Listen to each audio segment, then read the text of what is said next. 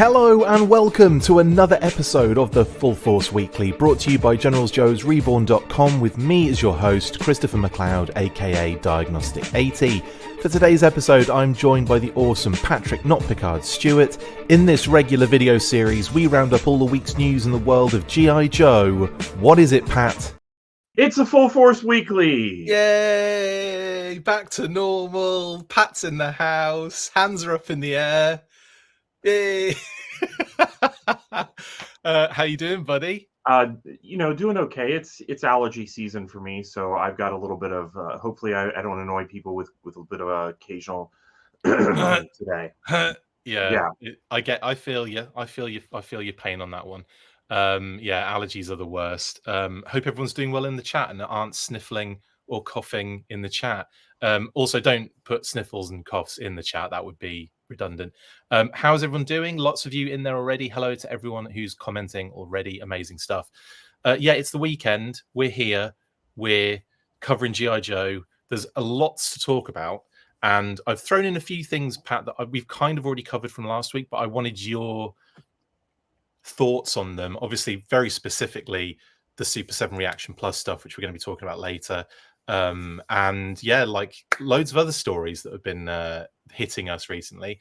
I should preface as well that I didn't get the graphic ready in time for what we're going to be talking about next, and therefore Pat is going to morph from Pat into Mark Talking Joe Seddon. Just ignore the name banners, please, on the screen. It's still Pat. He hasn't changed. He's been me before on a past episode. Yes, so there you go. You kind of you're just interchangeable human beings, basically, aren't you? I guess so. That's fine. That's fine by me. I don't think you've ever been seen in the same place. No, you have. You went to Joe. No, we have. Together. Yes, we've both been at AR. So you can't even have that conspiracy theory going on right there that you're the same person. No, I'm not we're not a pretender or a transformer. Patrick Not Seddon Stewart. Right then, let's get into it. And we've got lots to talk about. We're going to start with comics news, which you might have gathered from the whole Mark talk and graphics right there.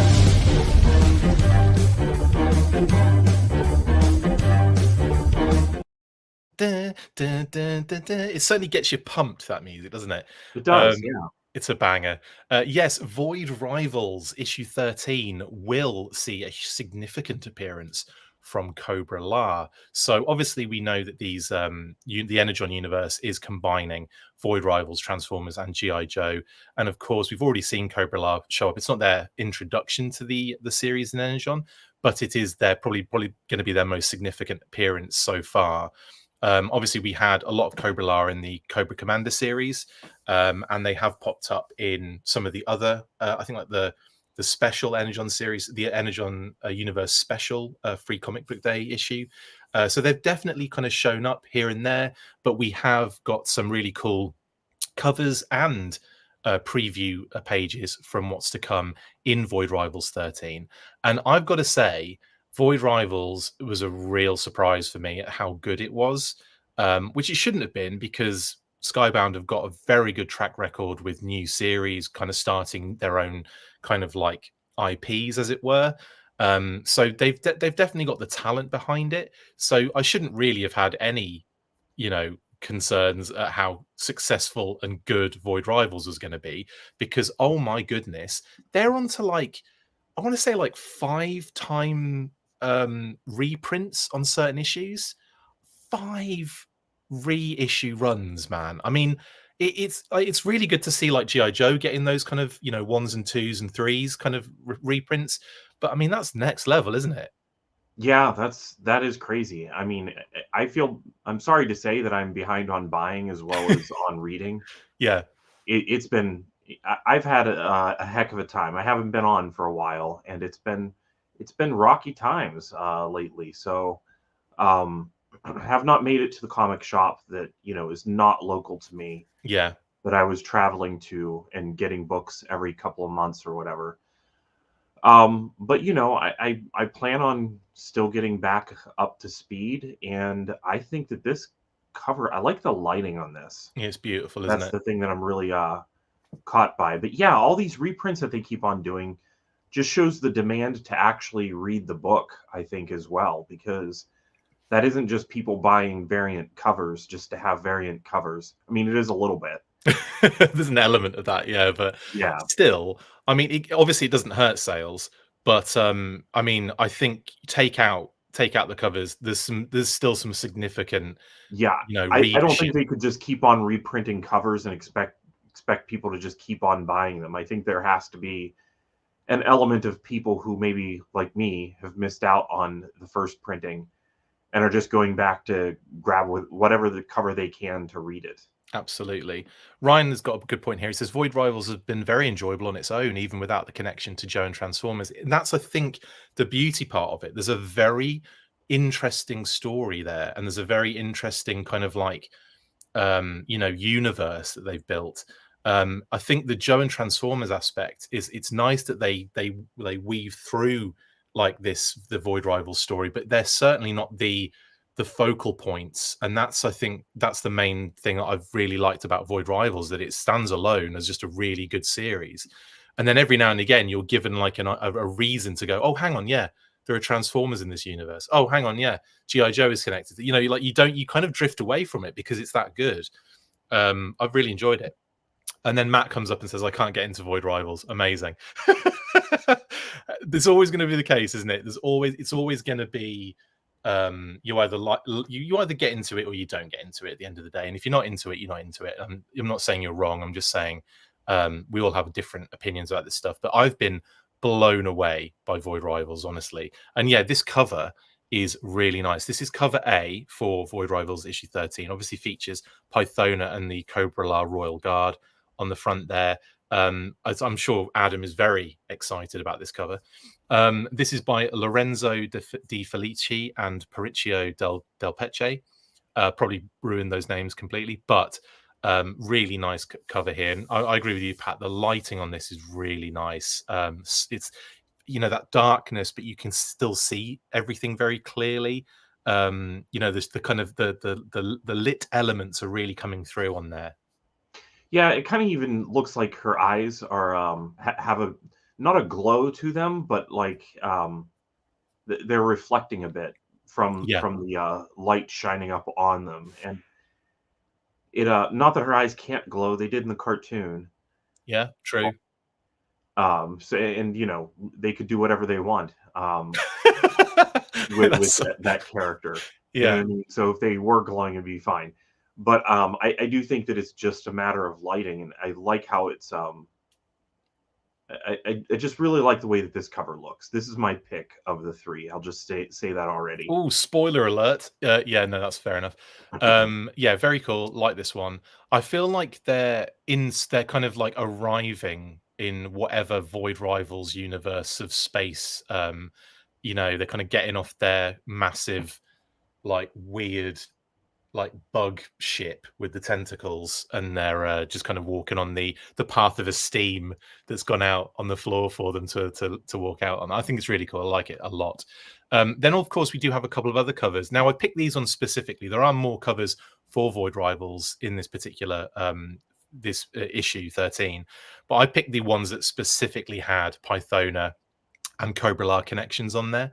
And again, this is a really cool one by Leonardo Romero, where again you've got the Royal Guard and you've got their ship, like I was talking about before, the weird flying, floating bug tentacle thing. That always gives me weird nightmares, that ship, especially when you see the guy that pilots it pulling on those like tendons inside as a pilot, and then it just screaming, like he's making it scream so that the weird how do I describe this with it being PG-13? This series, that thing that opens up in the wall where it flies into, that's very suggestive. I mean, have you been a fan of that giant bug floating ship? It's really weird. It took me a long time to notice the Cobra La air traffic controller. You know what I'm talking about? He's definitely there.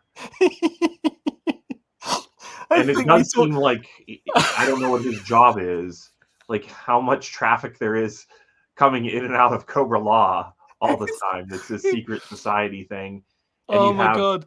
like, It's like what's he need to do whenever the vehicle is screaming at the hole in the wall, and the hole in the wall is like, okay, I guess he just kind of observes. he's a voyeur air traffic controller is what he is. Though maybe their What technology is good if like the calmest job in Cobra Law is the air traffic controller. it reminds me of the guy in God, what is it, Return of the Jedi, in the Rebel base where they come into land and he's just at the top of a tower and he's like pointing Oh, like, that's in A New Hope. That's in the oh, first it's New Star Hope, Wars yeah, Episode 4. it's the first one, isn't it? Yeah, Yeah. where he's pointing at them. I think he's scanning or something. It's explained. I love the Family Guy version of that where he points at them and goes, pew pew, I got you. So yeah, that's effectively what it reminds me of. That there's so many funny things about Cobra La that you kind of think, I love that they've got an equivalent job there that we would have in the real world, and like there's a perfect one, the air traffic control guy in friggin', anyway, hilarious stuff. Yeah, so that's a really cool cover on the left hand side. Again, Royal Guard in there, a little bit more action going on, some explosions. I like that one. And then we have cover E by Kendrick Kunka Lim. Now, this is really cool as well, and kind of paints Pythona ever so slightly differently here. So we've got an ever so slightly different hairstyle. So in every other iteration of Pythona, she literally has just the ponytail coming straight out of the head. Do you know what I mean? There's no hair around it. There's no like other kind of hair on there to kind of show that the scrunchie's kind of holding it in the at that point. On this one, she's kind of got a little bit of a almost like a mohawk that is then put into a ponytail. Yeah, it's almost like goes straight back from like a widow's peak to Yeah, into a ponytail. interesting Yeah. take on the character. And again, like there's more texture, there's a little bit more texture going on the suit here. Like you can see like almost like texture on on some of the panels that aren't the circular panels and stuff. So that's really nice as well. And again, a very interesting kind of darker cover here. So again, beautiful stuff. And we also have previews from the issue as well. So we've got a few spoilers probably coming up. Again, it's not really spoilers. When they do the first, I mean, if you don't want to see any of these, we're just going to go through them quickly. Then obviously turn off now and come back in a few minutes. But we have obviously the opening pages that we assume are the opening pages. Sometimes they do these previews and it isn't the first page, but here we have Globulus screaming at Pythona, shouting at her that she's failed him. So it's an interesting way to lead into this, because every other time we've seen these two characters in the Energon universe, it has felt like she has been not in this predicament, as it were. Do you know what I mean? Like, I guess this is a reaction to a failed mission, obviously, but interesting to see this dynamic, because I don't think we've ever seen these two interact this way before, where she always felt like an equal to me in the Sunbow car in the movie. Well, I think it's just that she's so effective and competent. You know, they clearly in the Sunbow movie, they picked her to go out into the world to go, make contact with Serpentor for a reason. There are plenty of people in Cobra Law, but they picked her as a lone mission for a reason. And I think that it's just probably because of a track record of doing things right. Of breaking and entering. That still goes down to me as one of the best infiltrations scenes that's fun. of all time. It is like so well done as well. There's lots of mystery about it. There's lots of like, just the way she takes everyone out and everything. It's all very dark and mysterious. It's actually very like there's a couple of things that to cut from the original storyboard, isn't there? Where she is kind of shown almost killing people on the screen, where she throws one Viper off the edge of the the kind of not the tower, but that kind of like almost like platform leading to the Terradrome. and they had to cut it, and they just had his scream as he was falling in the Televiper's headset instead. But yeah, that in the storyboard, you're supposed to see him like fall off the edge and almost like fall towards the camera, sort of thing, like looking up at it. So yeah, it does. Oh, not only is it a really cool scene, but it's a little bit dark as well because she's taking some people out. Yeah, no, that really is a good attention getter in the beginning of the G.I. Joe movie. If the theme song and that part wasn't fun enough, it's followed up by a really good opening sequence. Yeah, and then next, as we move through, I kind of full screen this one just to show that kind of splash page because it's really nice. It shows obviously Globulus in full here as well, and Pythona. I love the fact that she's got her claws out almost like as a defense mechanism, or she's like almost. I feel like there's a thing there where she's like, if this guy is going to try and kill me, I've got a way of getting out of this. Do you know what I mean? Like I feel like that is showing that she's on the attack almost. Like even if she's in a position like this, she's definitely going to do something if it comes to it, sort of thing, you know? Yeah, that's a good point. I mean, those are retractable, as far as I know. As far as we know, You know, I haven't read. well. I haven't read this version of Pythona, so There's not much. There's not much about that we've seen of her so far. She's been in like a sort of a throwback kind of memory sequence from Cobra Commander. No, sorry, from Nemesis Immortal or Enforcer.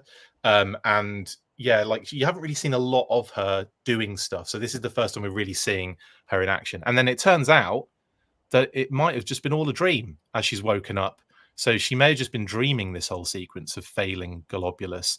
Or as we know, Pat, looking back into the G.I. Joe lore and the Sunbow cartoon, they have been known to place psychic motivators in people's heads that made Dr. Mindbender create Serpentor, for example. And in this case, could we be getting a foreshadowing here of Pythona being given a psychic motivator by Globulus to ensure that she does not fail, because the consequences would be dire, sort of thing? Do you know what I mean? yeah. I might be reading into it a little bit too much there, but that's what I kind of gathered from it. But anyway, yeah, we see her wake up. We see another COBRA kind of character here as well. Vipera, I think her name is, which is really cool. And what do you think of this new character with like half a fish ear? I think that's a pretty. I mean, Cobra Law is just kind of weird, so for them to lean into that is a good move. I also like that she sort of has one like eye tattoo, eyeshadow thing going on it's similar to Pythona. Yeah, it's like some aspects, and then they kind of move it around a bit. It's like three elements are probably on every single person at Cobra La, and it's just moved around. It's like, we'll move the tattoo onto that side. Your ear will be on this side. The hair will be at the back or the top or the side. Yeah, it's like, but you're the same color and you're all weird looking. Love it. It looks like the armor is built a little bit similar to a Royal Guard. Yes, that's another good point. She could be like, the helmet could go on, sort of thing, and it's just Royal Guard, absolutely. I definitely would like to see these in classified form. I think Python is almost a lock in, and I think if they don't do a Royal Guard like army builder, then something is seriously wrong in the world. Excuse me, I'm doing the cough now rather than you. What's going on? Did you hear me cough a couple minutes ago? No, I may have been talking and just covered over. No, I muted myself to try to not be annoying, and I wasn't sure if it didn't come through. I'm just going to be annoying. Cobra La is filled with crustaceans and insects, as Figure 6 back. Yes, they are. RKW says, how do they wipe their arse with such long fingernails? Well, in Pythona's case, I'm sure she retracts hers. But the ones like Globulus, just use your other hand, mate, because he's got two definitely different arms going on there, hasn't he? Globulus, like, he just got a tail anyway. Oh, that's true. Yeah, he doesn't need to. Right? Well, he doesn't, like, who knows how any of that functions. Yeah, can we see an origin story of that? I want to see how Globulus goes to the toilet, is what I want to see. Oh yeah, she is holding a helmet, isn't she? So she is actually holding the Royal Guard helmet. She walks into the how do I say that door again without being suggestive? Anyway, maybe they don't, says Kevjul. Yeah, that's a good point. Maybe they don't do the same things that we. I would be surprised if they didn't, because they are still biological entities from, you know, I would assume poop does happen, and it's probably grosser than we could ever imagine. 3 seashells, says Pass. That's a good point. Yeah, maybe it is the 3 seashells technique. Anyway, that is all we get a little bit of that ship again with the tentacles. Amazing. And just to kind of continue on the comics theme, and to also shout out Mark Seddon and Tim Finn of Talking Joe and Hub Comics, they will be having artist Tom Riley doing a signing on Saturday, November the 16th from noon to 4 p.m. So if you are in the area of Somerville, Massachusetts or nearby, you might want to go check out Tom Riley signing Saturday, November 16th at Hub Comics. So again, there's the address on the screen as well, if you are interested, and a phone number, and of course, their website as well, hubcomics.com. And again, shout out to Mark Seddon, who is technically on the screen at the moment, masquerading as Pat Notpicard Stewart. And of course, massive shout out to Tim Finn, who obviously runs Hub Comics and is also a member of Talking Joe. So there you have it. That's all the kind of comic stuff. There's also a shout out later, but we'll get into Battle Action Force then. So next up, Pat, we have some other news to talk about, which I always forget what we're doing next. Oh yeah, we're talking about a possible move from Pawtucket, Rhode Island to Boston for Hasbro.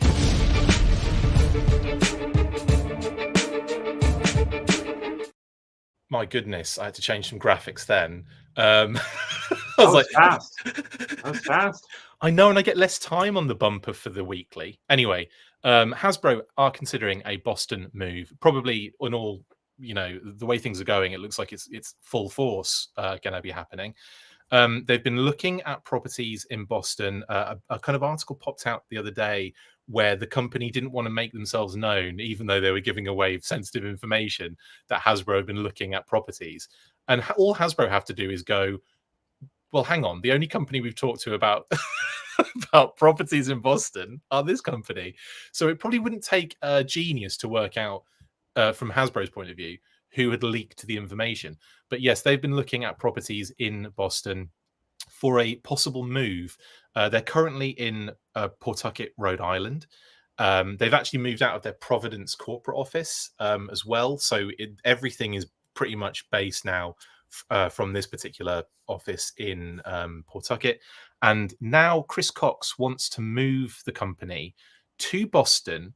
The reason being, Pat, that they want the, I suppose, like the more, it's like the grandeur of being in a bigger city like Boston rather than like a place like Pawtucket for the company. And it just seems a little bit like, is that necessary? I think that there's an element here of they want to really kind of like wow guests when they come over as well and stuff like that. But I mean, what do you think? Do you care about the move, or is this something that you've kind of thought about at all?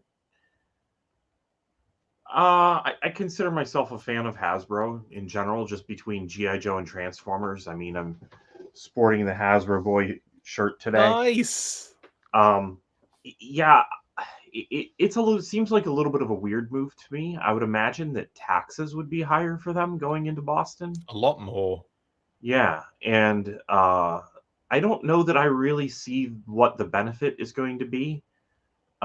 It just, if you're trying to wow people coming in, it just seems like having a town that's all about you is more impressive than being in a town that's, you know, has multiple businesses and you're going to be competing for space.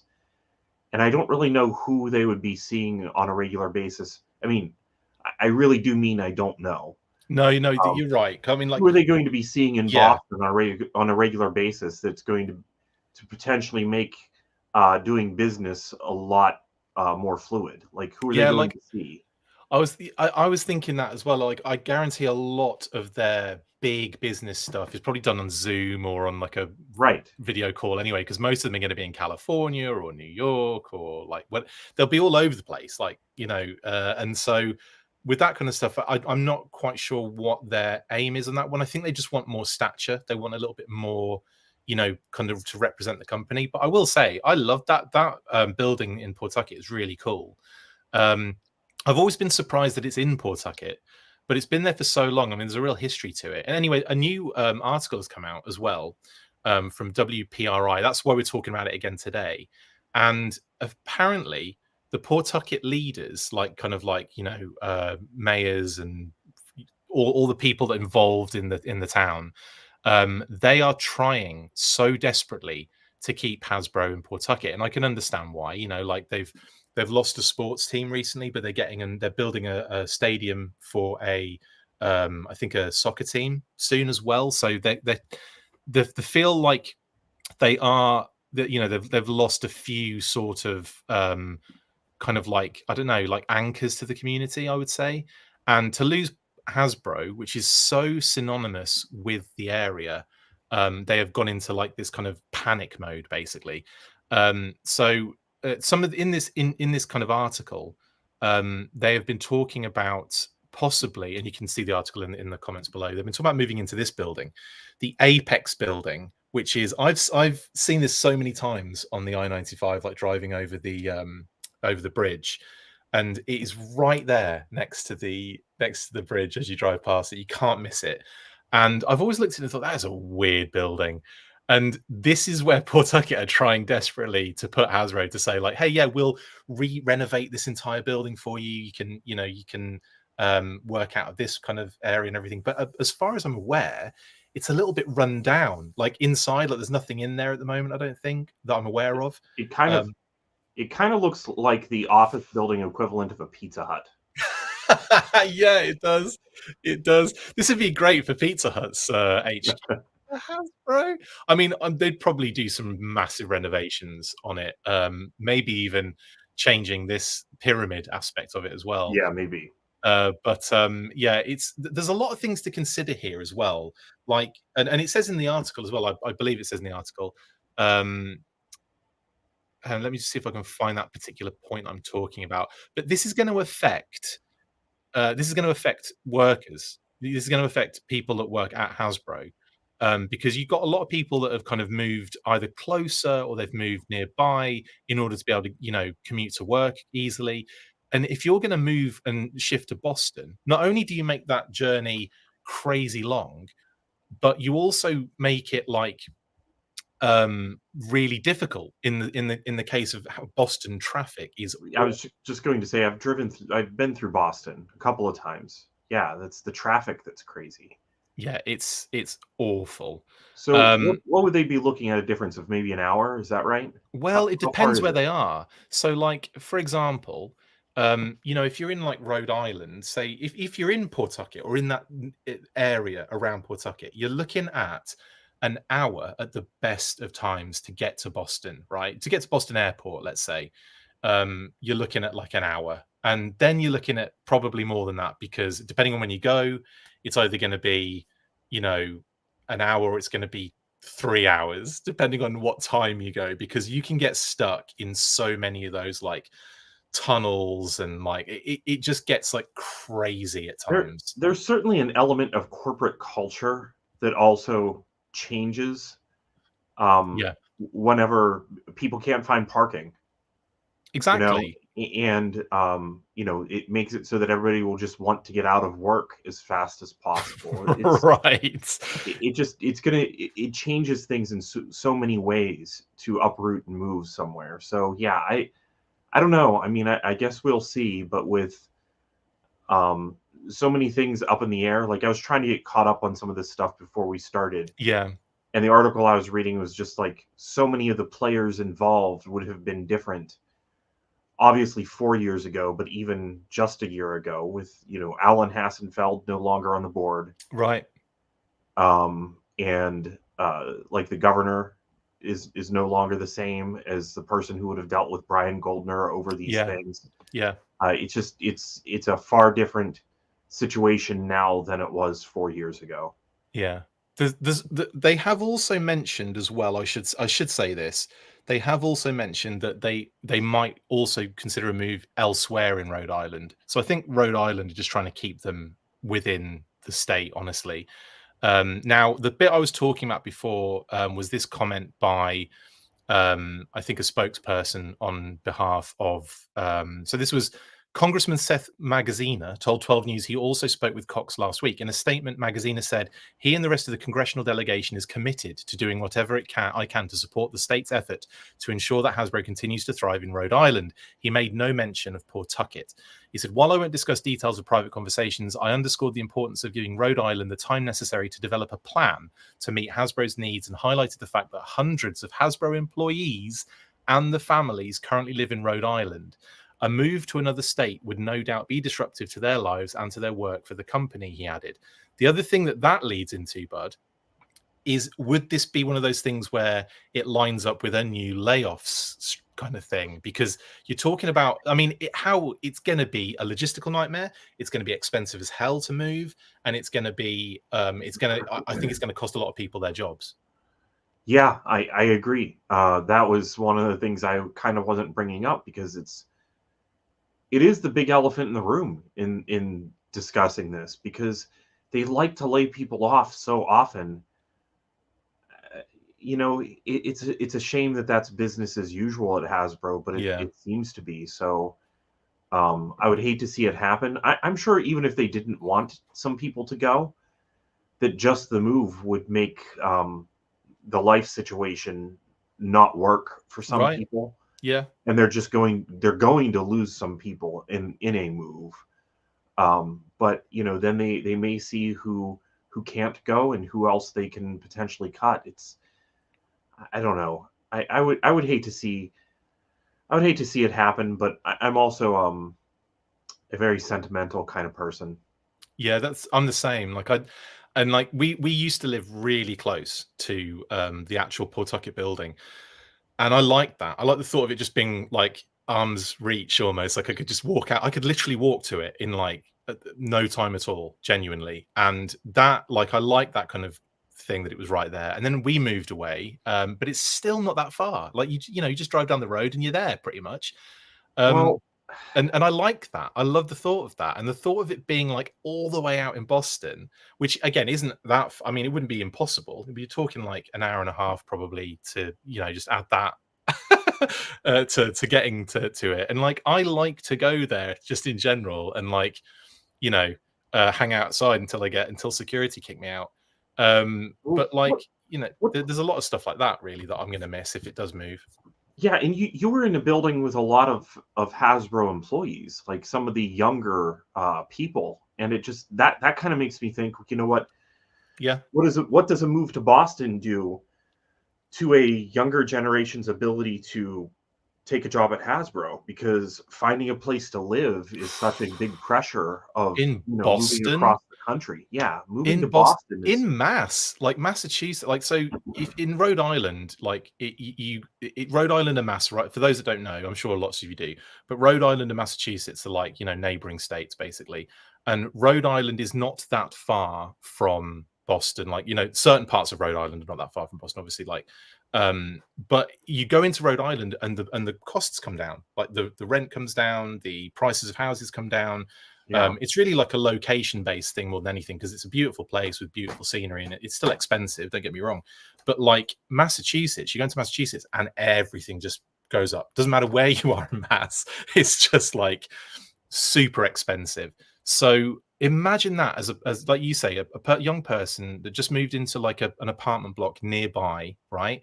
Who has got their commute has gone from a walk to work to a like a friggin' 2-hour commute, yeah. at like rush hour in the morning and the evening. Like, no, thank you very much. And I'm Right. I mean, do you want the cost of living of your entire corporate workforce going up? Because then you're probably going to have to pay everybody mm, more. that's a great point. That is a great point. Surely they would have to raise. Well, they wouldn't, but that's what they should do. They would have to raise Yeah. the Yeah. actual pay. That would, yeah. Will they ever get? They're never going to do that, though, are they? Anyway, is Peter Griffin relocating from Rhode Island as well? Asked the figure six pack. No, he's still on the floor with that bump on his shin, kind of still making that noise. He hasn't moved since then. Right, so that's pretty much that. Is there anything else you wanted to talk about regarding that move, Pat? Was there anything else to really go into? I can't think of anything else. No, I think that about covers it. Yep. So either Hasbro are going to end up there, or they're going to end up in Boston. Interesting. I can't wait to see. Either way, I'm hungry for Pizza Hut. Yeah, weird that, isn't it? Why do I want pizza right now? Right then, next up, then we are talking.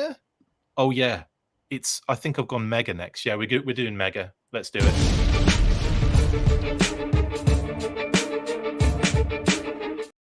Yes, more leaked G.I. Joe Mega Blocks images, courtesy of Brian_Blocks on Instagram. We've got Cobra Commander and we've got the HISS driver. We'll start with the HISS driver. Now, the HISS driver was leaked a little while back on Reddit, but we've got a nice close-up here of the HISS driver again from Brian Blocks, and Cobra Commander as well popped up, Pat. Now, I'll put Cobra Commander on, seeing as he's the newest to be seen in these.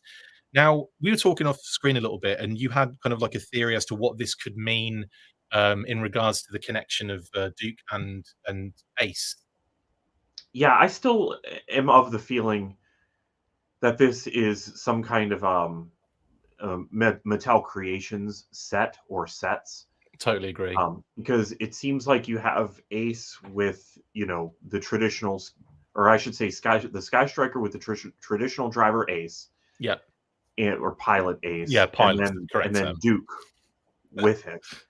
And then the HISS tank with the HISS driver and Cobra Commander with it. So either I'm envisioning it being two sets or just probably one big set to kick off a mega brand G.I. Joe. And, when I was in Ross the other day, I saw a Godzilla versus Kong mega set that I didn't know that they had done that brand. Yeah. In the mega brands. So maybe I'm wrong, and this is just going to be some sort of subtle set that will be released, outside of Mattel Creations. But it does feel like if you're going to do that, it probably should be done similar to the way that they kicked off the Hot Wheels and did a Mattel Creations Transformer. Yeah. Something like that just makes sense to me. I'm still feeling like this set is like it is the same set. It's just a bigger set than I anticipated. I have to agree. I think I agree with your theory on the fact that it might be a versus set, like like a Sky Striker and HISS tank, and then 4 figures. Like it would be pretty solid, big, kind of set. But that makes sense for it being a Mattel Creations thing. I could also, in the same way, I can definitely envision this being 2 separate things, the HISS tank with 2 figures and the Sky Strike. Maybe they'll do both. That's been done in the past in a weird way, hasn't it, for a lot of different things, where they kind of offer something slightly different in a multi-pack sort of setup, and yet still also offer them as individual things. I don't think that will happen, but I've seen it in the past with toys where you've got like, here's one vehicle and a figure, here's another vehicle and a figure, and then they do like a special exclusive bigger box set, and then have throw in another figure or two in there to kind of sweeten the pot and make it a little bit different. But yeah, I definitely think we're going to be looking at a Mattel Creations situation going on here. Still no sign of any of the vehicles, which is interesting. But obviously it's probably a lot easier to sneak a couple of figures out to take pictures of than it is to yoink the vehicles from where they are, I guess. Yeah, and who knows, whenever I don't know how this stuff is showing up. It could also just be that it's easier for the person to identify what the thing is, since the vehicle would be pieces that they would then have to assemble. And maybe they do have them, they just haven't pictured them because it's like, I don't know how to build this. Yeah, because that would, without the instructions as well, that no way you're making that thing. Right. Have you ever tried to make anything with Lego that wasn't like following instructions? Because I think I tried to make a house once and it just did not go very well. Yeah, well, whenever I was little, a lot of Lego sets were just like sets of blocks without any sort of instructional build. Yeah. So yeah, I have, and I had a lot of space Legos as a kid, and Oh, the space was or so space good. Lego, technically, I guess the plural of Lego is still Lego Lego, somehow. yeah, yeah. Yeah, I still say Legos though. To me, they're Legos. That's what I grew up with. That's how I say it. I remember trying to build. I had a flat, the panel, like one of the flat panels. I think it was Yeah, green or grey, and I would literally just be like, right, I'm going to build a house, and it just never got there. Mainly because the fact that they were all I had were like blocks. I didn't have any like special kind of ways to like get around corners or do roof things or do like the windows and stuff. So yeah, it was I don't know why I even started doing that.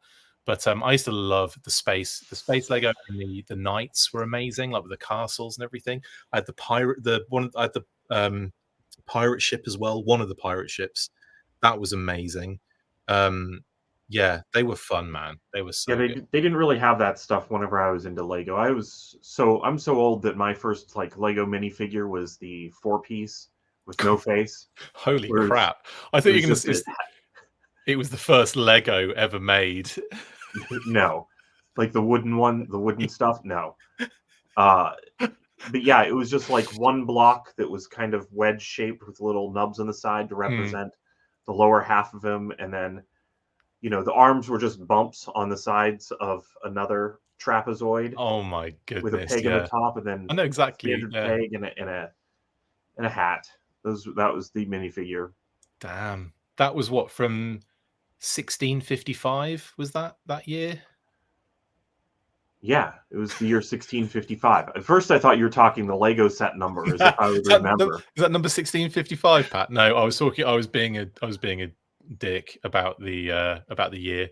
Um, so, were you a fan of Built to Rule? By the way, I don't think we've ever talked to you about it. Uh, eh, there were aspects of it that I enjoyed, but I was a much bigger fan of Creo than of Built to Rule. I Yeah, kind of thought that you really did need to have the building block figure to go with the building blocks. And to that degree, also with Mega, I think that I like the figures more than I like the buildable sets, if that makes sense. mm, Because I have some of the He-Man stuff, like the Mega He-Man. It was really good. They've done a yeah. lot of cool stuff with that. Oh, And I've picked up Mega some of in the other general are things great. too. I have literally every Turtles Mega, and they're I just have a set of brilliant. 4. That's it. I have just 4 turtles and a couple other turtle things, but We not any Kate big sets or anything. excuse me, Kate and I built the Technodrome as well. It took us 6 months because I was out of the country for about 3 of those months. We did a stop motion video of it, and left Kate taped all of the points where what do you call it, was the camera tripod was, Oh, so that when we set it up again, it wouldn't glitch or go out of. Yeah, that worked an absolute treat. But yeah, 6 months it took us. Right. Next up, then, we are talking. Oh God, Pat, we've got even more to get through today. I forgot about this. Yeah, guess what's back? I'm going to let you say it out loud. Funko Pops.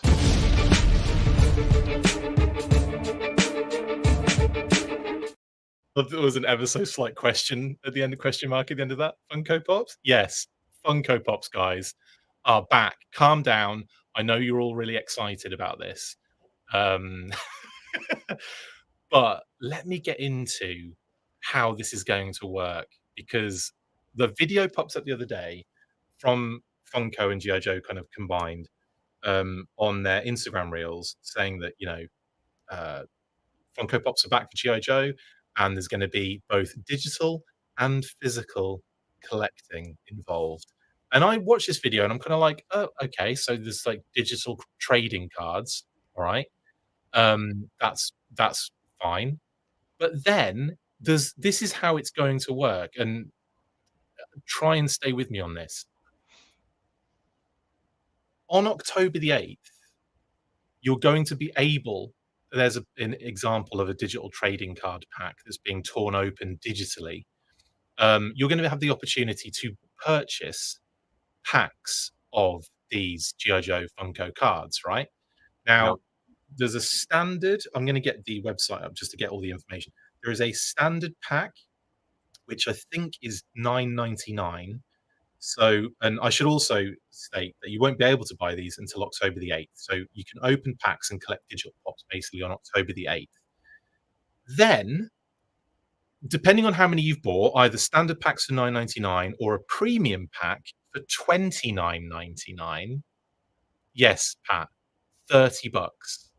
The standard pack I'll explain first. Contains 5 random digital pops ranging from common, uncommon, rare, epic, and legendary or grail. The premium pack for $29.99 get 15 random digital pops for the same price of 3 standard packs plus 2 extra digital pops for only 0.01 cent each. Right? Don't understand. But effectively, you buy packs. Like I said, the standard has 5 items, the premium has 17 items. Seems like a big jump though. And with that, you can collect all the different cards and the characters and what have you. Now, when you're done with spending the money that you wanted to spend on this, with those cards, on February the 5th, 2025, redemption opens, and that allows you to cash in some of those cards for physical product. Now, some of those cards will have, like, this has a physical attachment to it, like a Grail, Legendary, or Royalty, I believe. And those are basically tokens for you to be able to then, I'm sure, buy the physical pop, even though you've probably churned about $50 into it already. Yes, Pat. I don't know if you have to pay for the figures once you get that redemption unlock. Maybe you don't. I'm not aware yet because it hasn't opened and they don't explain that. But yeah. Well, if you don't have to pay for it, this totally makes sense to me because you're almost like doing a digital version of a trading card, but you're actually going to get something physical in the end. But it just does seem to me like it's probably a you can then you get the opportunity to to make a purchase, which is a little bit weird because then I'm still wondering, like, if I have, you know, the Firefly card or whatever, and I choose to purchase Firefly, do they make me give up a digital card? Like, am I going to have to give it up? I will say, yeah, I think so. I will say that in here it says the redemption token, aka the card with like Grail, Legendary, or Royalty on it. That token can be used to redeem its matching physical counterpart. So for me, that is not paying for the figure once you get the opportunity to. That is, you are literally using that as a token to redeem. And when they say redeem, that usually means you're putting in like a code, and you're redeeming that code to get that gift card or that item or whatever. So I think you're not paying for the figure in its physical form, and well, you are, because you're buying like 50 packs of cards in order to, you know, get every one of them. Yeah. But yeah, and I will say a few people were confused as to why Duke has like got ginger hair and wearing a crown. It's not Duke. That is the Funko boy, and he is just dressed as Duke, you know, for like, what's it called, cosplay. But yeah. Anyway, I believe Firefly. Well, it says here, it says collect them all on here, right? And it says that it's got specifically the characters that you can get are Firefly, Flint, Jay, and Funko Boy. Now it says that to collect them, the redemption tokens would be a Grail for Firefly, Legendary for Flint, Legendary for Jay, and Royalty for Funko Boy, Freddy Funko. Thank you, Airborne's Customs. Oh, and thank you, Michael Jean Fleming, for the super chat. My goodness, very, very kind of you. Not G.I. Joe one, but Humble Bundle currently has nice bundles for the Transformers and Power Rangers RPGs from Renegade, including some physical stuff. $40 Transformers and 25 Power Rangers, only 3 hours left. Thank you for that, Michael Jean Fleming, and thank you very much for the super chat. We really appreciate it. Ryan has asked, are those the only 4 physical pops or just the first wave? They're the only pops that they've shown so far. Here's the digital. I'll get to that in a second, actually, who asked that? Ryan. So here are the digital cards. You can see a few of them as well. Like you've got 5, and they move as well. They're animated. You can't see it on here, obviously, because these are images. I'm not sure how you know how images work. Just to explain that. We're not looking at a video here, guys. But yeah, there's animation and stuff in here. So I think Firefly throws a grenade and blows up and what have you. Fun. But that Grail one, for example, Pat, that we're looking at on screen, that would entitle you to redeem a Firefly Pop physical. And I didn't mention this, but the redemption period is open from February the 5th to March the 7th. So you might get the card and it doesn't have a redemption on it. Is that Yeah. what I'm understanding? You might get like, the You're 5 basically card, trading these until you get a card that says, "Oh, you actually got a figure," but basically. you might So you could get pay that out $50 and not get any figure. 100%, 100%. You know how this works. So like you know how this works in the past, Yeah, where you're just collecting to fill a sticker album, for example, and what would have been effectively $20 for a sticker album and filled out, you're spending $3,500 in order to yeah, fill that sticker album. It's a similar kind of thing here, isn't it? It's like you're literally collecting until you have everything you need to redeem those particular pops. I will probably say I don't think it will be that difficult. Like I think some of them might be hard to get, but I don't think you're going to have to churn in like $300 to get all of the pops. I think you'd probably find that you'd probably in your first pack you'd probably get one of the redemption tokens for one of them, maybe like Jay, but then you'll probably get Jay again and probably get Flint and probably get Freddie Funko a couple of times, although Freddie well, Funko is the rarest, I think, at royalty. I was going to say, Freddie Funko seems like they kind of reserve him to be their rare item across the board, like anytime they're doing pops. So I would expect that if you got that one and you weren't interested in it, it's probably still a good thing because you'll be able to trade up.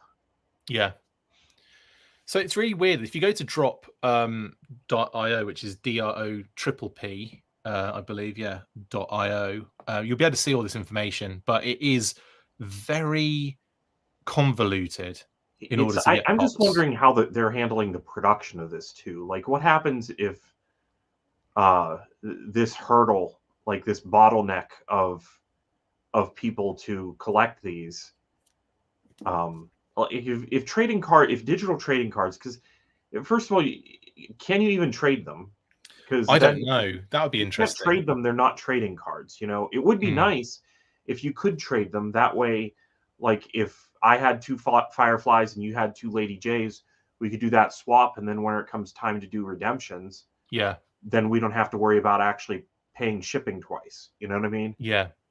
Well, do you know what's really funny about this whole thing is that I've wanted trading cards for G.I. Joe for a while now, like new ones. We talked about this the other day. That whole Transformers 40th Kickstarter for their trading cards, is so my aesthetic. It is not even funny. Like all those different like subsets and like the G1 Transformers aesthetic is gorgeous anyway. But I love what they've done with the card art cards and the artist cards and all that kind of stuff. And we just went on like an absolute deep dive yesterday, didn't we? Talking about G.I. Joe trading cards and what they could do with them. We dreamed up a set and now we're sad that we're not getting it. Is basically what happens. It's almost like they announced the cancellation of this set, is how disappointed we are. Yeah. And our dream set of cards is now not happening. But we came up with some really good ideas that I think personally, like doing like unreleased concept stuff would be fun as a trade. Not just that, but like one of the subsets would be a concept under unreleased section, with a history. And a good card set does have like sections of the set where they're like, but okay, the first 20 will be like the characters, the second 20 are scenes or whatever. But we had all that kind of planned out as what our favorite ideas were, and it's sad that that's just not happening. I like the thought of these trading cards, but it's the fact that they're the pops kind of design. It's like it's cute and all, but I've never really been into the Funko Pop kind of vibe. I did buy some of the G.I. Joe ones really just because it was G.I. Joe on the box, but in this kind of thing, like I'm not into it. I'm not into it. I'm not into it really. I wonder, due to the fact that they'll need to hit a minimum order quantity on the production of the figures. And clearly they have some of that figured out, because Funko Freddy never shows up like in abundance at any point. So there's only 10,000 available. available standard packs and 10,000 available premium packs. So there's an end cap to this. Like, if people, I think, and also 10,000 is actually quite a lot, but you never know. This might be one of those things where people are just like FOMO in some weird way, Yeah, and but want to do it. Are there going to be some of these that are just showing up at Ross 2 years from now? Probably. Almost. I'm going to just say it. Almost certainly. Every single one of the exclusive G.I. Joe Pops have made it into either FYE, Toys R Us before it shut down, Destro from the NYCC, that was in stores. Target had Snake Eyes Timber and what was the other one at that time? There was another one as well that was there. But they always make it into stores. Yeah, it's really weird. Anyway, then there's your 4 figures that we have at the moment: Jay, Flint, Firefly, and Freddy Funko. I'm not going to be getting into this, but I was, when I was looking through that website, I was like, oh, trading cards, and I was like, no, don't do it. Don't get sucked in like you always do to these things.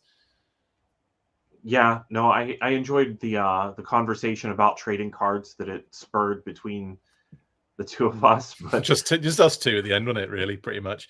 Everyone else was just like, "Can you stop talking to each other? Just talk to each other on a private DM, so we don't keep getting notifications every 3 seconds." Yeah, but no, I kind of thought the other guys would join in, but no one cared. But no, I must admit, I'd love a GI Joe trading set very similar to that Transformers one that's kind of being promoted. I really just want trading cards for GI Joe in the store. Yeah. So that when I go to the store to buy GI Joes and they don't have any GI Joes, I can walk out with trading cards, feeling like I bought something at a low price. And part of the fun is buying it and building it, not like getting it all in one go, which obviously that Transformers Kickstarter does. Like you're spending like $1,200 and something, and you just get all of it. And it's like, it's not really the same. Like, I'd rather be able to, go into a store, pick up a pack, and just build it myself and collect that way. That would be so much more fun. In any case, Funko is back. I hope you're happy with yourselves. And October the 8th, like I said before, 2024 is when you'll be able to start collecting the trading cards, and that is at the website drop with 3ps.io. Drop.io. You can actually go there now and get notified. If you're interested, you can get notified. But anyway, weird news on the Funko G.I. Joe side. It's interesting, and it does have tinges of the network app to me a little bit. It feels to me like they're using G.I. Joe to try out maybe this is Funko's already done this whole digital trading. I have no clue. Yeah, I would have no idea, but it does feel like G.I. Joe's a known success right now, that almost they may be using it to test the waters on other brands or other ways of getting Funko out there. Yeah. And now G.I. Joe is in digital pop form. Alf in POG form, guys. Mike Delta Sierra, thank you so much for the super chat.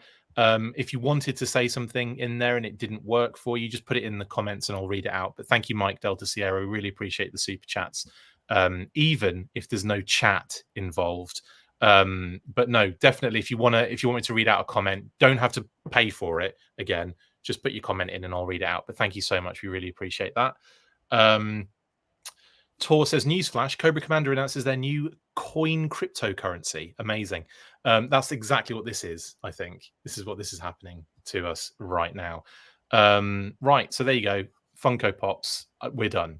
Let's move on next to, I think we're talking Super 7 next? I think we are. I'm just going to say we are. Yep.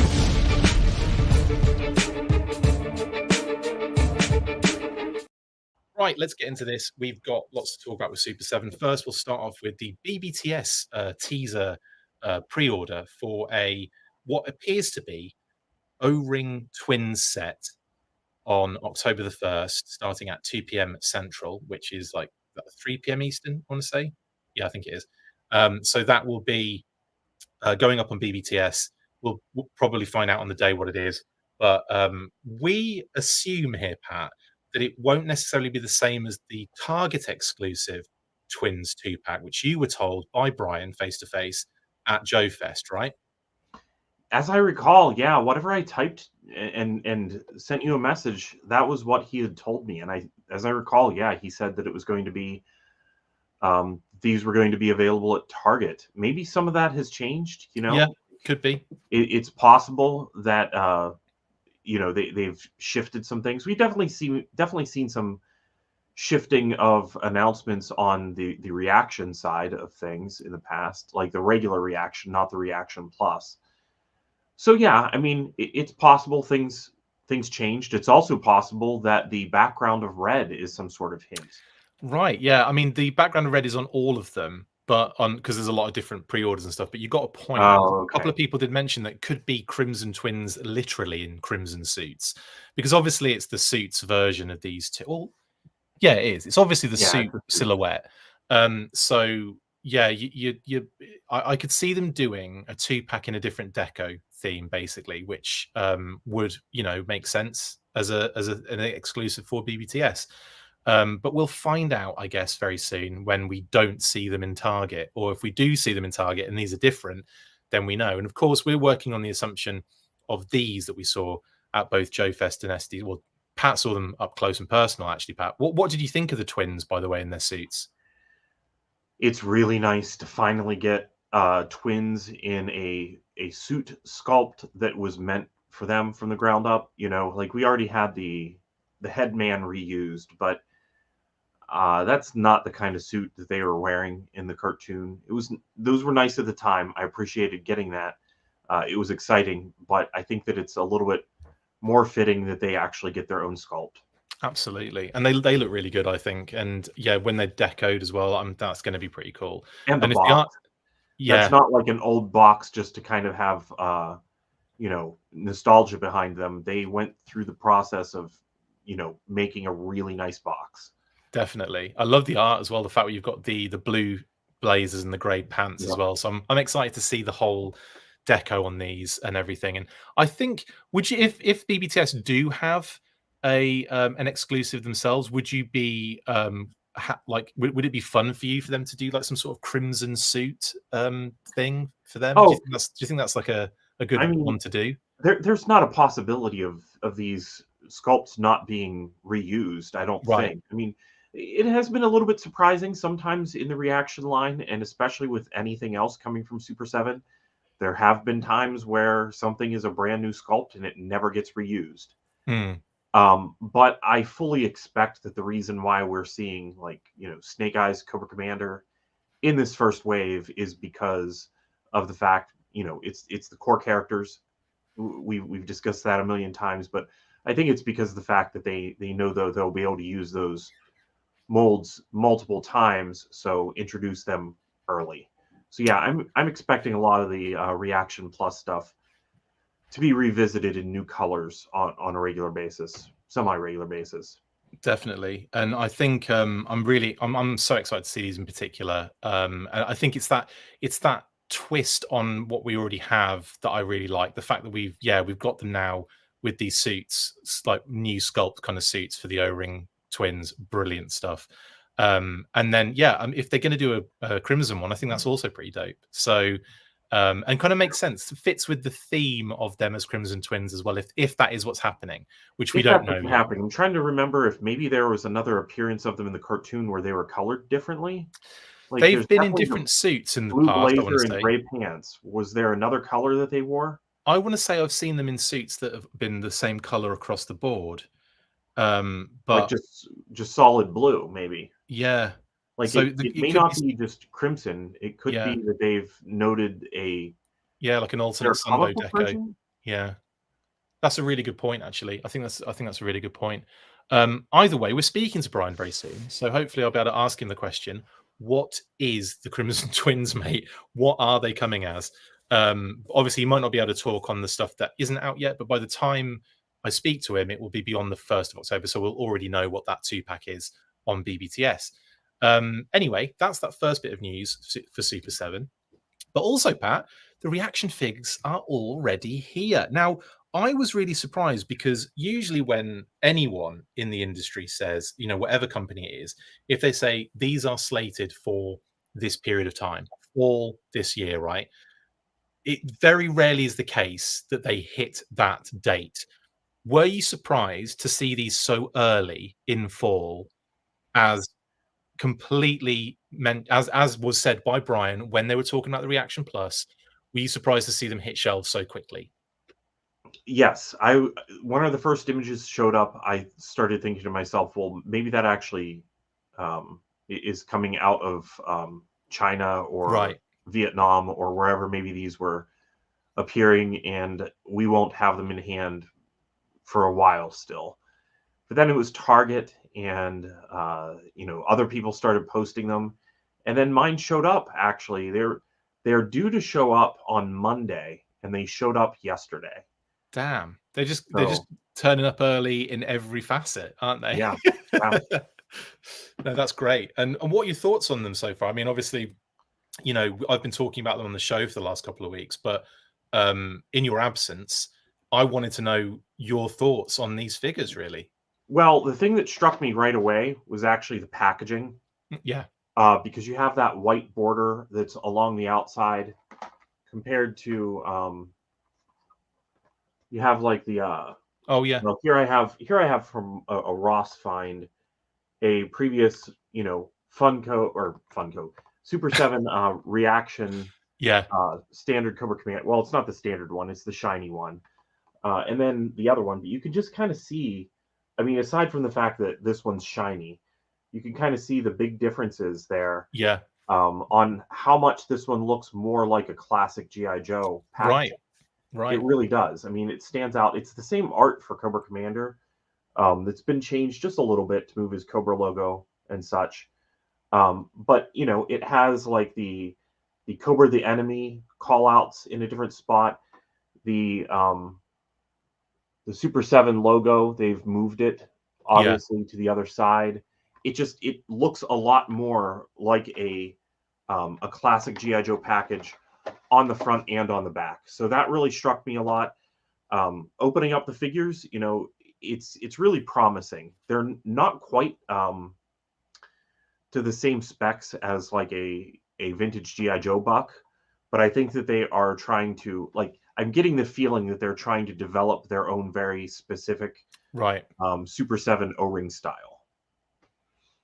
Yeah, totally. I will say a couple of questions. That artwork is Jason Edmiston on the card backs. He's been doing a lot of the Reaction and Reaction Plus stuff. So that's just Jason Edmiston's art. And what was the thing I was going to say? Yeah, the fact that you've got it's kind of like almost at the border. I liked what they did with the Reaction card backs to have the like a border, but it kind of did minimize a lot of the space on the card. I like the fact they've just gone pure vintage and just put the border right to the edge. It just makes sense. It gives you more space on the card to kind of operate in.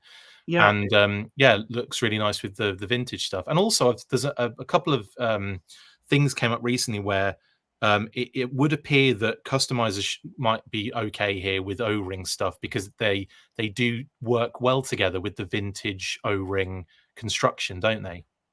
yeah, that's what I saw. I'm actually eager to pop one of them open myself. I mean, I only had the chance to come home from work, open these up last night, and look at them a little bit before I needed to get to sleep. So Yeah. uh, I didn't have a lot of time last night to actually look into these. I have not opened a figure myself, but yeah, I did see that somebody had done that and even swapped the heads, which the heads on the vintage figures aren't always even swappable. So Right. Yeah. um, yeah, so pretty impressed with them so far. Um, I think that my favorite of the four is Bat. The Bat is just the one that feels a Yeah. little bit like he's the best of the four, Yeah. especially since he has both hands now are removable. It's not just the right hand; it's both of them. Brilliant. you could swap, and I really like the head sculpt on this a lot. Yeah, it's going to be a fun toy line. I'm looking forward to what else they come out with. I love the fact with the bat, you're right, there's so much new to it. New head sculpt, new kind of operating system in both hands that you can utilize, and the deco is completely different. So you've got, and it's homaging something that exists. It's like a homage to the comic that we've seen them do already in both Ultimates and Reaction.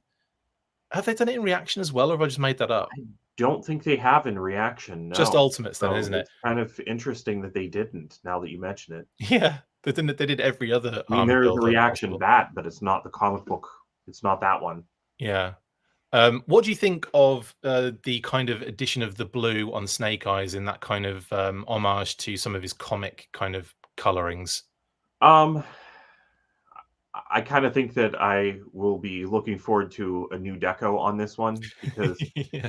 there's I saw several different Snake Eyes comic colorings that this could be referencing. I'm sure Yeah. they probably were looking at specific reference that I just haven't caught yet. But yeah, I'd like his feet to not be blue, but I Right. would imagine that we're going to get another Snake Eyes out of this I at some think that point. the thing with Snake Eyes, I will have to probably say here, is that I'm not sure we're going to get another one necessarily like that, because as with part of the what you call it, the kind of mantra for the Reaction Plus is to not do anything that already exists in the line.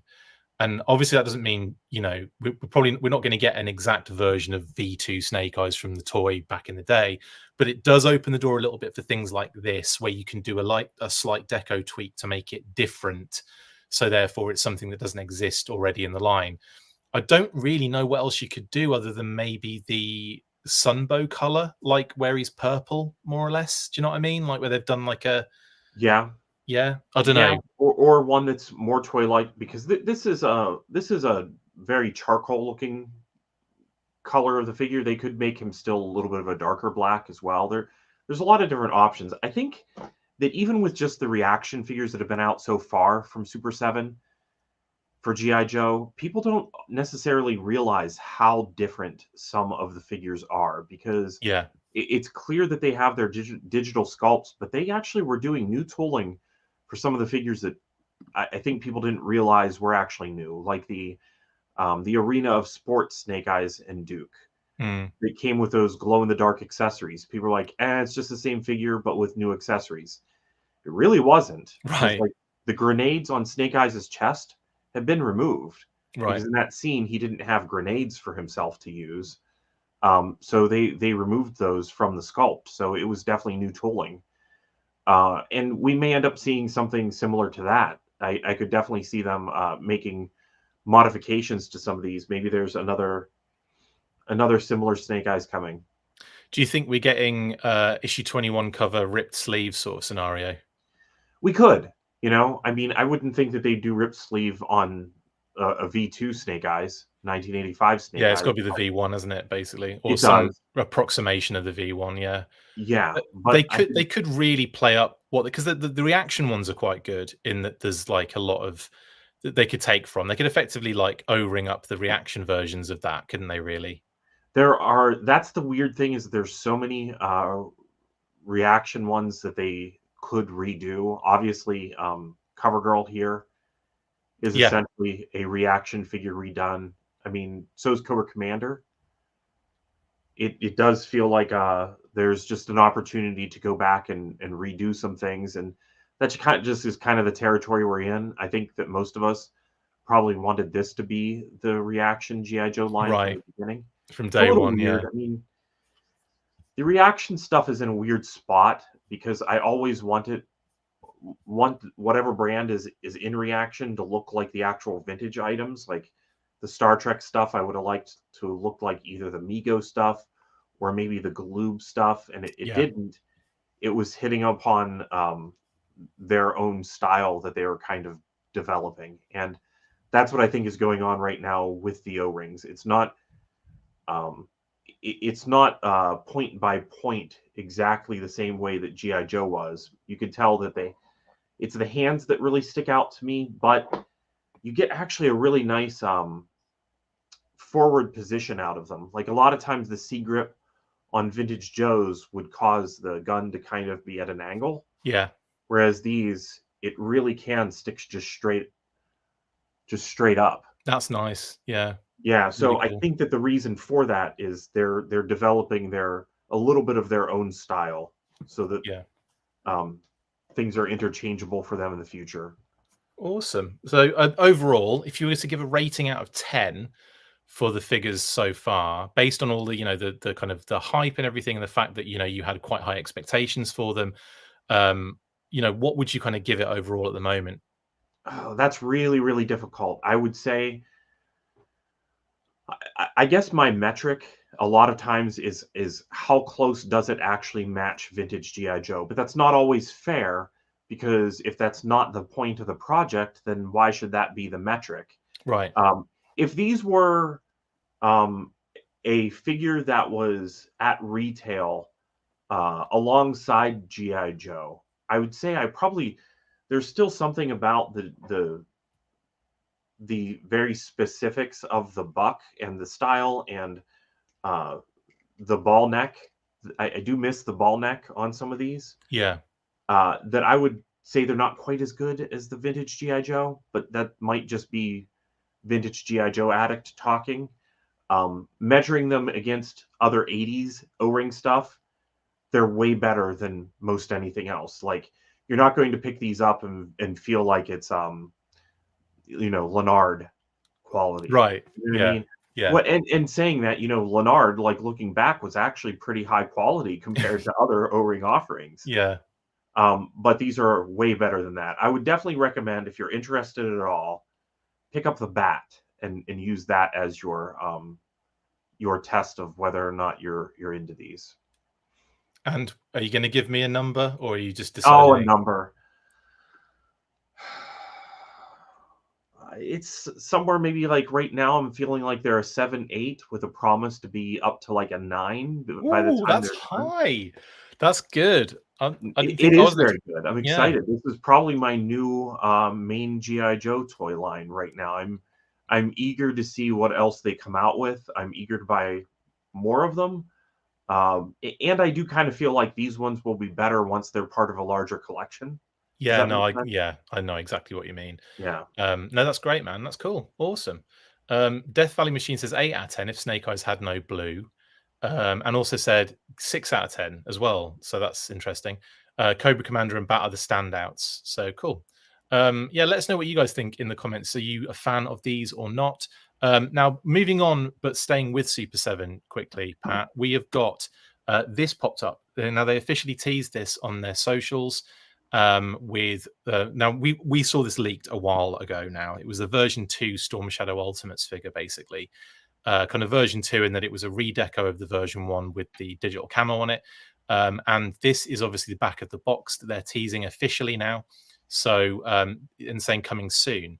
I'm assuming maybe NYCC we might see this one, so that might be what this was made for, as an exclusive for that show, because that is just around the corner now. So we'll probably find out soon, because usually when they do a teaser, it's not too long afterwards that we get more teasers, or at least more official news from them. So yeah, keep an eye out on that one. Do you remember this, Pat? We talked about this a while back, didn't we? It's been a while. Yeah, I do remember that. I do like the fact that the Ultimates are kind of still having like these one-offs. Yeah, yeah, because it definitely has gone quiet on the Ultimates front. I know that like there's probably we'll have to wait and see, and we'll speak to Brian about it as well and get the official kind of explanation of what's happening with it. But there's definitely at the moment a feeling where they're just doing the odd kind of exclusive here and there. We just recently had Zartan in Disguise, and of course Cobra Mortal, which was really cool. But yeah, hopefully we'll start seeing a few more Ultimates in the future as well. But again, we'll speak to Brian about that one. Anyway, that's everything for Super 7. We'll finish up with some classified chat, so let's get into it.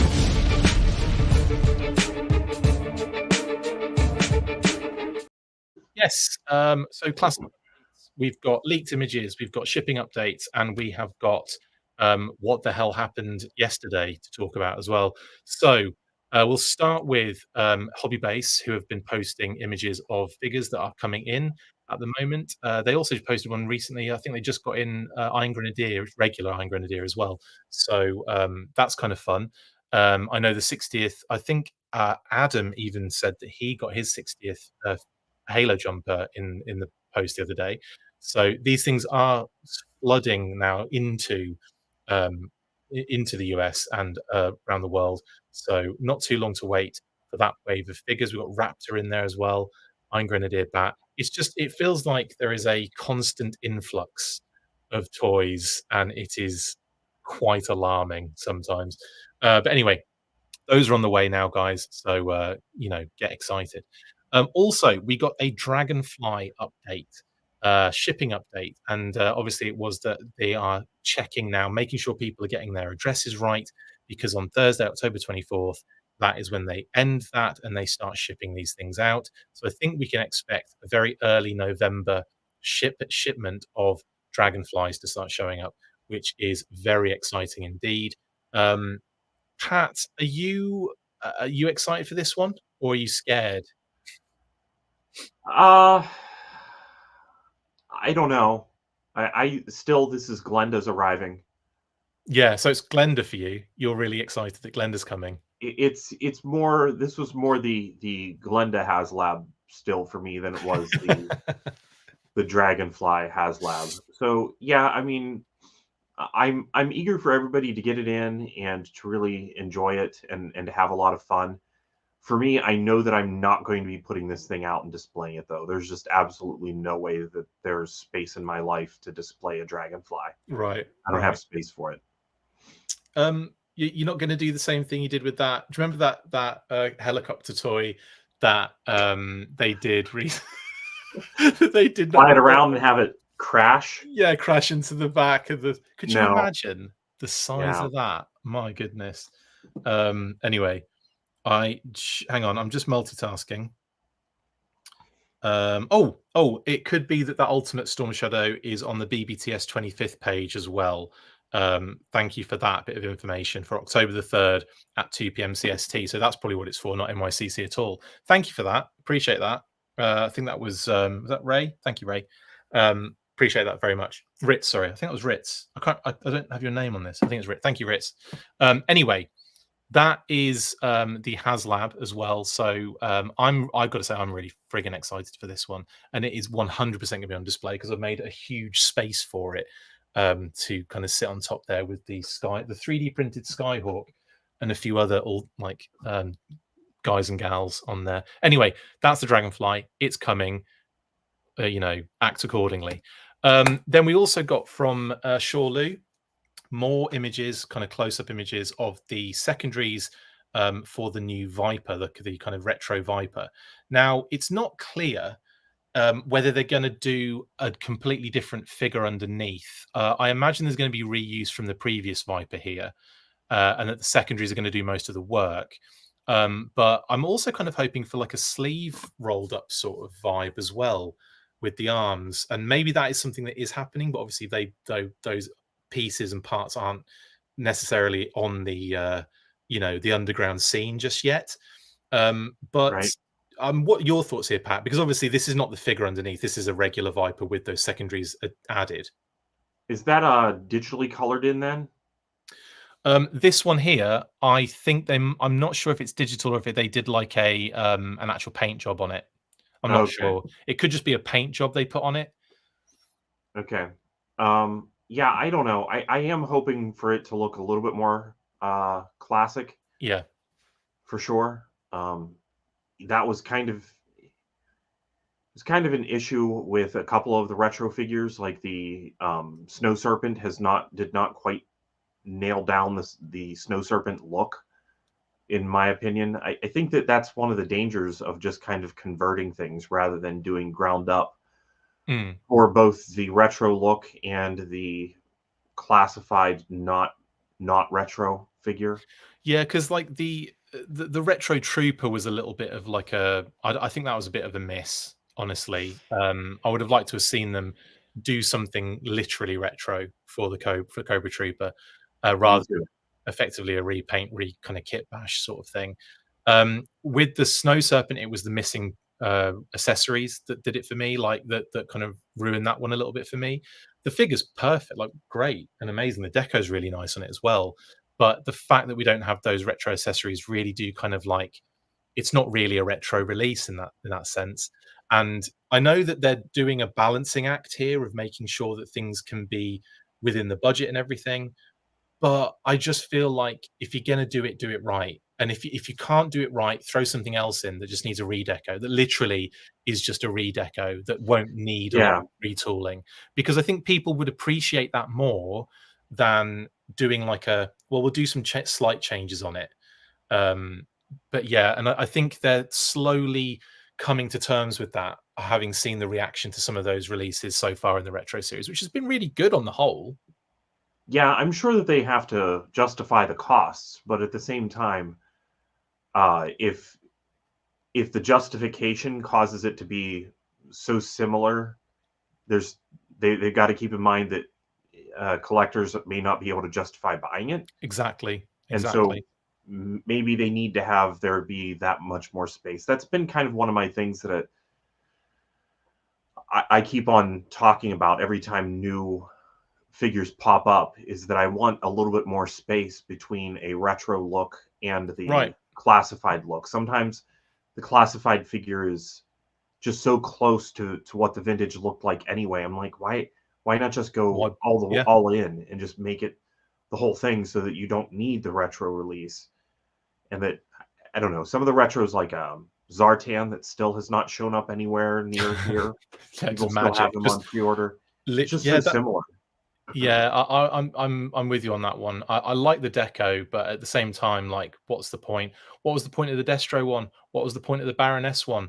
Like, I get Lady Yeah. J retro accessories, perfect. I get Gung Ho, completely Oh, Gung changed, Ho's outstanding. Yeah. phenomenal. I you know, Snake Eyes was really good. I love the fact they went kind of retro on Snake Eyes and went kind of ham No, all I in. like that one a lot too. Yeah, I got that. I just got this in the mail too. It's kind of funny to Oh, me nice. that it's just like 82 Cobra Commander all over the place right now with Right, this so many. and Super 7, and we were just talking the Mega one. Yeah. So it's just funny that there's so Once a much Cobra Man Commander going and on. also the Hiss Tank, Yeah. Yeah. Cobra Commander, like, there's so many of that particular figure available, it's ridiculous. Yeah. It's so ridiculous. It is the year of Cobra Commander in a weird way, I think. Um, yeah, I also, you know, I I think there's been some the more wins than losses with retro. Like, I like the fact that we got, what you call it? Recondo in his regular deco on True. there, but they could easily have just had that Recondo in the main line because That's they've right. done it with Dial Tone, Leatherneck, just off the top of my head, new ones, Xandar, Saw Viper. They're all are there already. They're not. Beachhead's really good as well. Beachhead's phenomenal as a retro figure. The Yeah. like I will say my only exception to all of them, you know, either being not retro enough or perfect, is the eels, because I think it was perfectly fine to do a reissue of that figure because they sold out everywhere and it was, well, on Amazon and no one could get them. Yeah. And to reissue them as an army builder on a cheaper price point with the retro series, I thought was like a genius. I was like, yeah, do that. Like, people will be able to get more eels now without, you know, like having to try and find them on Amazon, which you can't do because they sold out like on, you know, in an hour or whatever it was. Yeah, but it still does kind of create a void where that classic Eels backpack and style, Yeah, it's something that, I don't know, there's still a market for it somewhere. And that market's surely been damaged by, the one that exists. But I don't know. I think that there's stuff that could be redone. If they released a more retro looking Cobra Trooper, I'd buy that. yeah. Dell 100%. Yeah, Cobra Commander made sense. Stalker definitely made sense and looks great.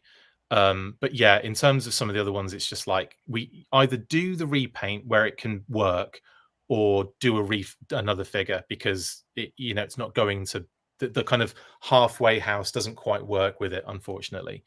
Anyway, I think, is there any more to look at? Yeah, we've got a few more kind of close-ups of this bad boy as well. Just showing the kind of secondaries all kind of spaced out there. Nice, nice little gear. I think, yeah, I think it's going to look nice. I hope they do something with the arms. Is all I'm saying on that one. And you may have be wondering what the hell happened yesterday. So we reported of a listing that came through just in Target system as well, mind you, of this GIJCS SP Philip G0852 Target exclusive. Now, this was supposed to be going up on yesterday for their full GEEK-OUT, and it just never materialized. And we have no idea why, other than the current explanation is that Hasbro made a few changes to what was going out on Friday. It wasn't just apparently this figure. There was also I want to say there was another X-Men figure that was supposed to go up yesterday as well, but it didn't happen. So apparently there's been some moving around of some things. So we don't know when this is going to turn up. Yes, the Target do have another drop. They have, I think, the last one is the 4th of October, which may be next week, actually. So there is another opportunity maybe for it to show up there, but I would expect this maybe to be pushed a little bit further than that. But we don't know. We don't know. Do you also find it funny that it's Philip, Pat? Yeah, yeah. I was just going to say that that's a shout out to Philip already. We don't need to do that. We can move on from that real quick. In any case, for those that were confused about yesterday, yes, we reported that there would be a figure going up on Friday, and it never happened. That was the information we given. That was the pre-order listing that we had. These things happen, unfortunately. To be honest, I'd rather be wrong on this one in this way, honestly, because when we had that wreckage random reveal like the next day sort of thing, it was like, a lot of people were caught off guard, didn't realize, didn't know it was happening, didn't see the leak the night before, all that kind of stuff, right? And so I get it. I 100% get it. So I think this might have been another situation of that, because like the thing is, Target need to have their own reveal of something. Like this is what full GEEK-OUT is about.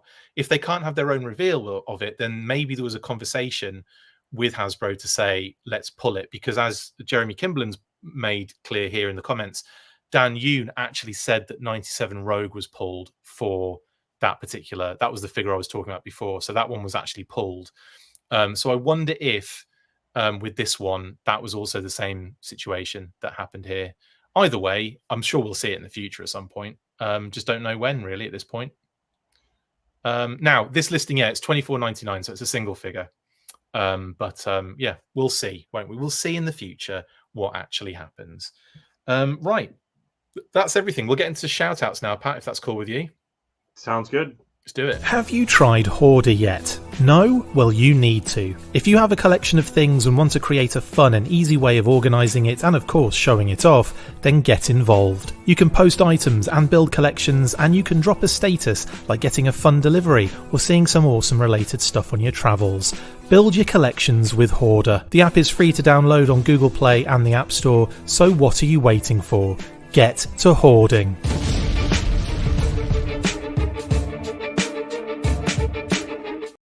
Notice we didn't talk listings. I'm not even going to bother with that one with Pat, because he just gets, look at him, he's already angry just because I said the word.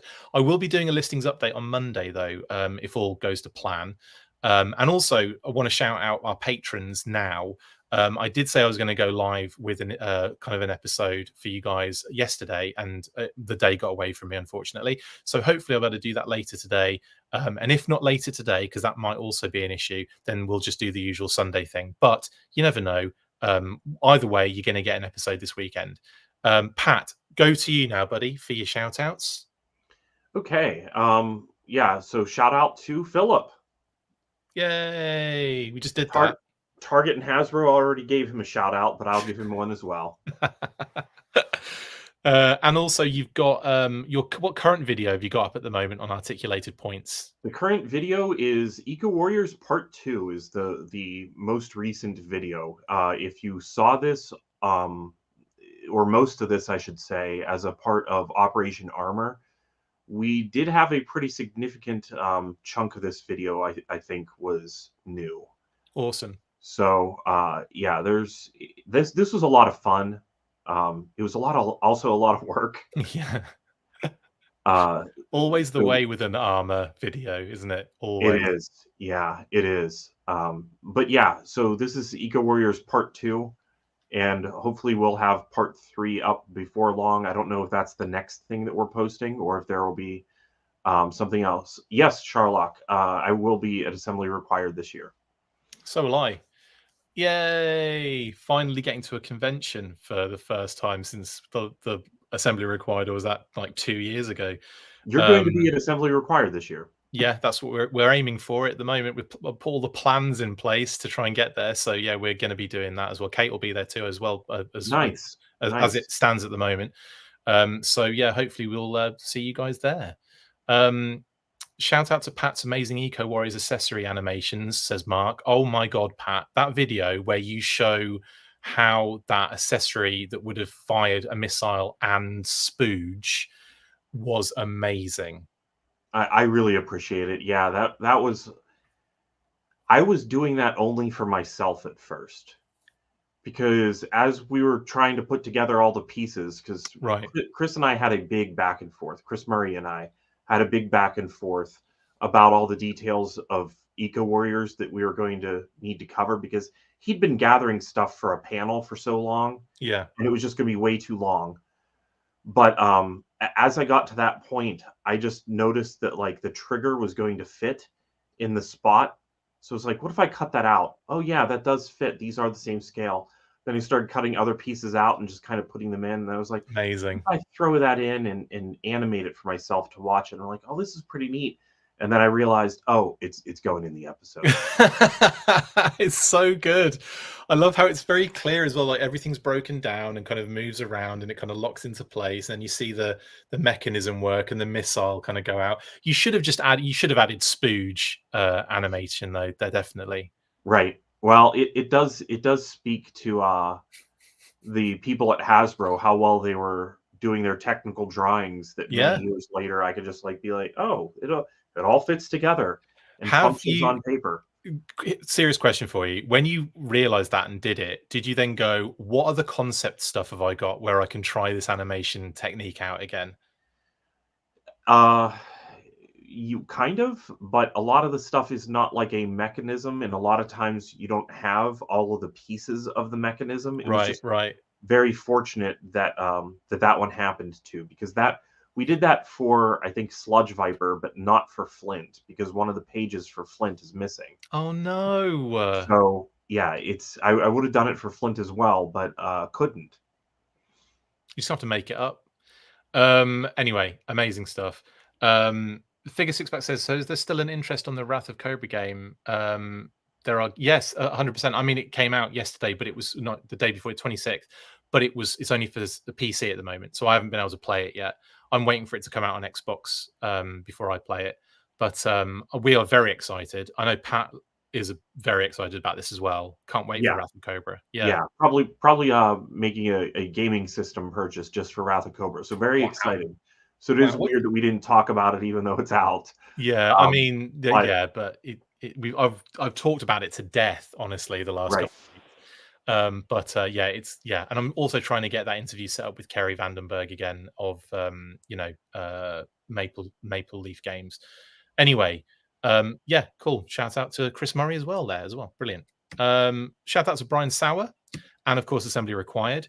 And we've just been talking about this. November 8th to the 9th. Pat and I are both going to be there, which is going to be fun. And also, what is it now? Like how many weeks away? 6, if that? 6 weeks. My goodness. I've got a lot to work out. But anyway, they've been posting these fun little kind of things on Codename Iowa, including the marching song of the Iron Grenadiers. Are you going to sing this with me, Pat? Or no, I wouldn't know the tune. Well, we make it up. Anyway, we won't do that. I know people want to hear that, but it's not happening. Josh Blaylock is going to be there as well. So if you are in the area, the Des Moines area, and you're a Joe fan, it's definitely not to be missed. Go check out codenameiowa.com in order to get tickets and all that kind of stuff. It is an amazing show and it's brilliant, and it's on 2 days this time. So very excited for that. And yeah, and good to have. I mean, there's so many people going at this point, and having Josh Blaylock there, Larry Harm is going to be there. Who else have we got? Ron Wagner.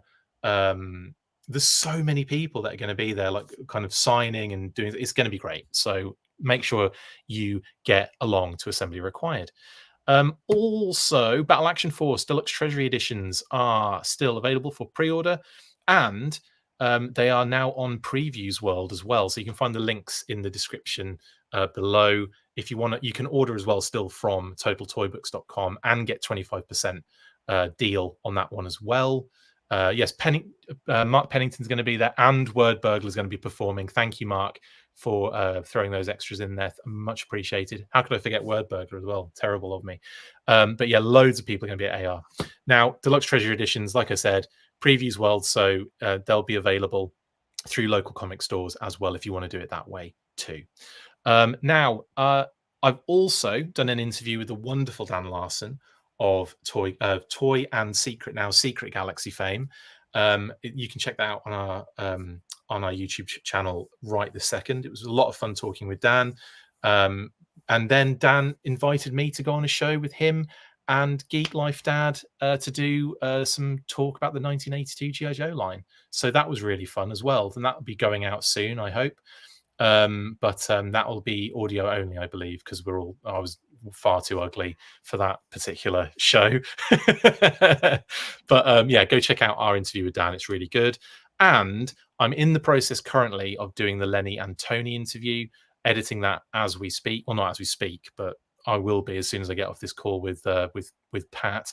And yeah, that will be hopefully going up on Monday, because obviously I've got to get approvals from the old bro on that one. And that is everything. Oh, I will say that in the interview, there are a few spoilers here. We don't get any name only reveals. Again, we got duped again, unfortunately.